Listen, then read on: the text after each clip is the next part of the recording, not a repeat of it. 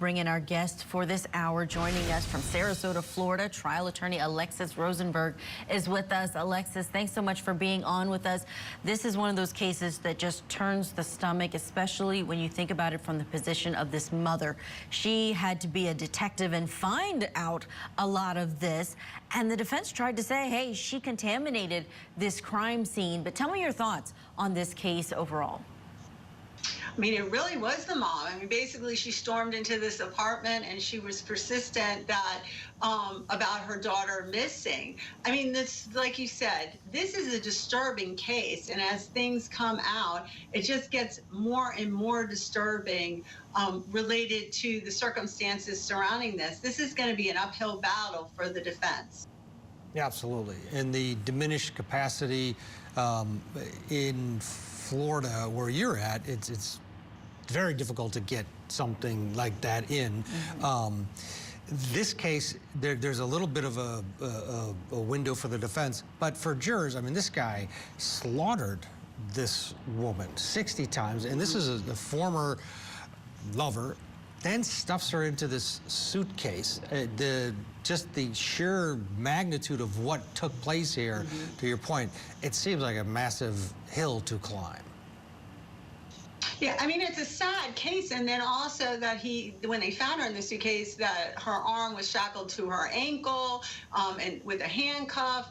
I mean, what transpired in this house that night must have just been, I mean, it's horrific from what's coming out. The diminished capacity, as you stated, is going to be difficult for him to prove, and now we have the video and different actions that he did. It's not really so far supporting that. Yeah. And Alexis, can you react to not only this putting of things on the record to preserve their appeal there during deliberations, but also why this likely didn't get to come in with the issue of diminished capacity in Florida? So, yeah, it's unusual, and watching the trial, there was a lot of questions why there wasn't some explanation or testimony with regard to what, on the defense's end, what may have caused this to happen or her behavior. So diminished capacity in Florida is basically an insanity defense. And it is a defense that really goes to, you can be convicted for the crime and then leniency based on the type of charge that you're often convicted of, or the sentencing thereby relating to that conviction.